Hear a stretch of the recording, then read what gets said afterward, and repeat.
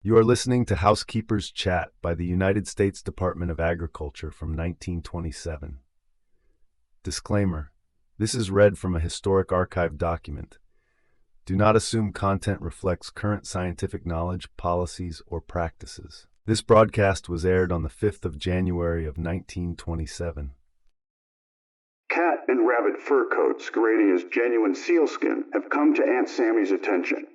Listen to her talk, then examine the genuine seal neckpiece you received for Christmas.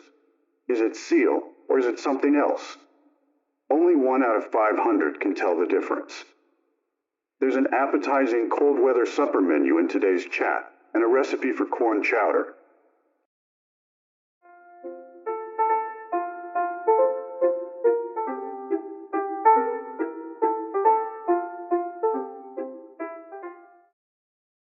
My next-door neighbor and I went shopping one cold day last week. A window display of fur coats intrigued us, and we stopped to look. "I have always wanted a fur coat," said I. A beautiful, soft, warm fur coat with a pink satin rose on the collar. Don't you think that such a coat with such a rose would enhance my peculiar style of beauty? "I don't know," said my next-door neighbor frankly. "I suppose if you are really pining for a fur coat, you should have one.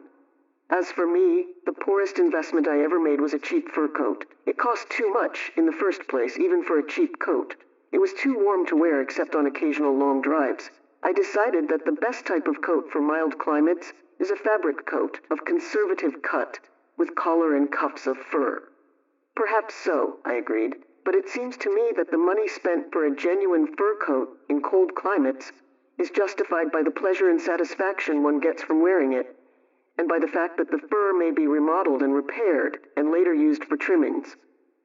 "That coat would look nice on a slender person," mused my friend, pointing to a long-haired garment in the window. Long-haired furs soften the outline of the face and figure and seem to increase the size. "It has a large collar and deep cuffs. Yes, it would look very nice on you, Aunt Sammy." "Thank you kindly," I replied. "Now I'll select one for you. Let me see, you're... "I'm fat," said my next-door neighbor cheerfully. "I know it. It runs in the family. There's the coat for you." I pointed to one with short, flat hair. It has a comparatively small collar, inconspicuous cuffs, and very little trimming.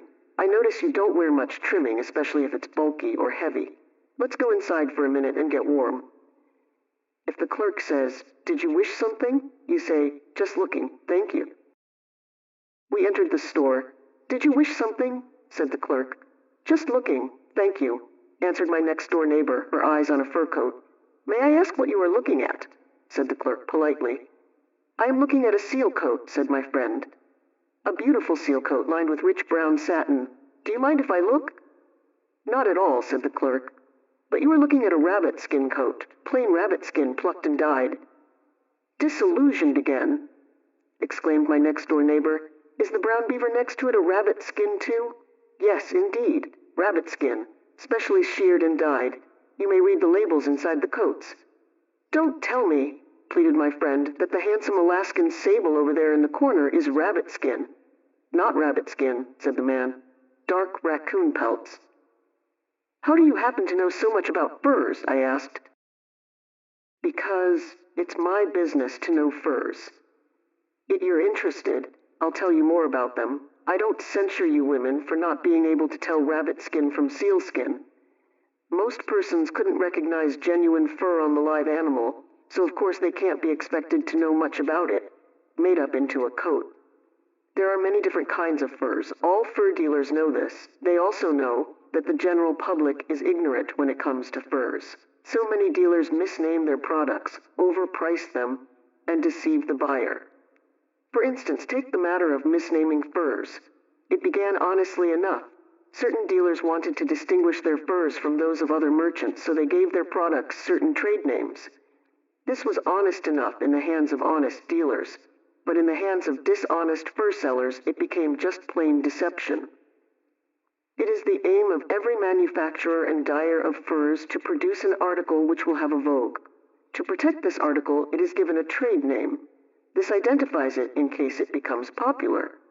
In the past few years, rabbit, sheared and dyed to resemble more expensive furs, has appeared under a score of trade names: Mendoza beaver, near seal, French sable, ermeline, electric seal, bay seal, polar seal, Arctic seal, northern seal, and Baltic seal. These are just a few of them. As long as the public knows that those trade names mean rabbit, or knows just what the trade names do mean, there's no danger of deception. But some dealers sell the fur under a trade name and don't care to tell their customers just what kind of fur they are buying. And then, continued the man, some people like to be fooled, even if it's expensive. I know a woman who turned up her nose at our coats, honestly labeled rabbit and selling for $75 to $200. She went to another store here in town and bought a rabbit coat labeled French seal, paid $100 more than we're asking, and went away happy. These women, eased the clerk. I don't pretend to understand them. Nobody does, I said soothingly, like. Some dealers take advantage of them, continued the man. It's dishonest, too. Misnamed furs are always inferior to the real article. Cat and rabbit will wear like cat and rabbit under any trade name. The retailer who misnames his furs so that he'll sell more furs and thus get bigger profits is not honest.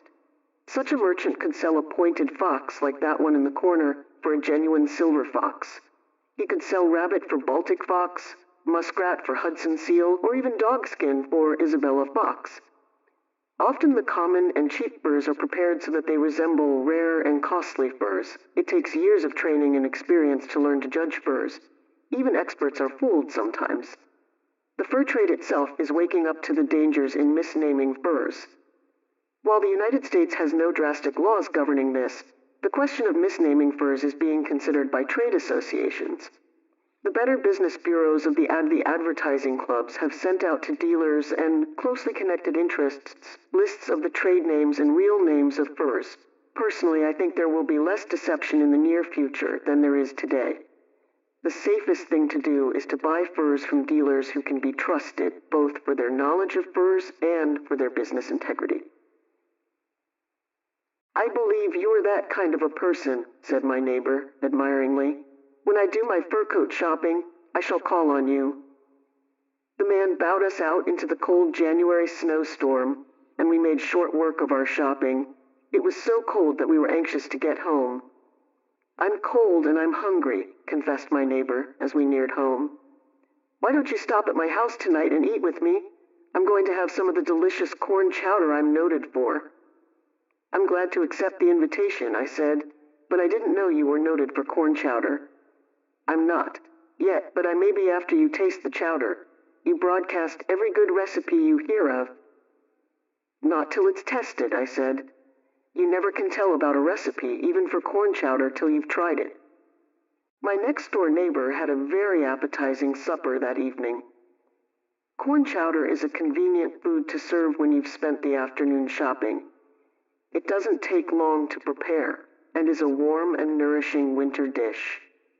If you have children in your family, corn chowder will make a hit. It's an excellent way to give them more milk without their realizing it. Hope no children are listening in. Besides corn chowder, we had toasted sandwiches with dried beef filling and blushing apple surprise with ginger cookies. An attractive menu, I think. The corn chowder was made according to this recipe.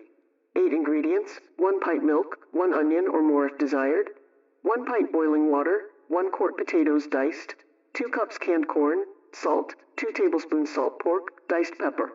8 ingredients, I'll repeat them: 1 pint milk, 1 onion or more if desired, 1 pint boiling water, 1 quart potatoes diced, 2 cups canned corn, salt, 2 tablespoons salt pork, diced pepper. Cut the pork into small pieces and chop the onion. Boil the diced potatoes in the pint of boiling water for 15 minutes. Fry the salt pork and onion for 2 minutes and add these and the corn to the potatoes. Cook until the potatoes are done. Add the milk and season to taste with salt and pepper. Bring the mixture to the boiling point. Serve very hot in soup dishes and place 2 or 3 crackers in the dish before pouring in the hot chowder. The dried beef toasted sandwiches were quickly prepared. We had these, my friend said, because with corn chowder you need something crisp. She thought probably that just crackers or toast wouldn't be enough to satisfy her husband, so she hit on dried beef toasted sandwiches as being substantial, crisp, and tasty. The beef was warmed in a skillet in melted butter. The bread was cut rather thin and toasted on one side. When the sandwiches were made, the toasted side was out, of course. The apple surprise was made according to directions in the radio cookbook. Do you remember the recipe? I'll repeat it briefly. Select medium-sized apples, pare and core them. Cook in a syrup colored with red cinnamon candies. When the apples are chilled, fill the centers with cream cheese, softened and seasoned with a little salt, a little paprika, and mixed with chopped nuts. The apples were served with some of the pretty red syrup around them, and my neighbor's famous ginger cookies accompanied them. Lest you have forgotten the menu, I shall repeat it. Corn chowder, toasted dried beef sandwiches, and blushing apple surprise with ginger cookies. This menu will be added to the radio cookbook supplement. Don't worry if you haven't received your third supplement yet. The demand for cookbooks has exceeded the supply, and Uncle Sam is trying his best to keep up with all the cookbook orders. I am sure there will be enough to go around very soon. Please have your pencils sharpened tomorrow for more recipes.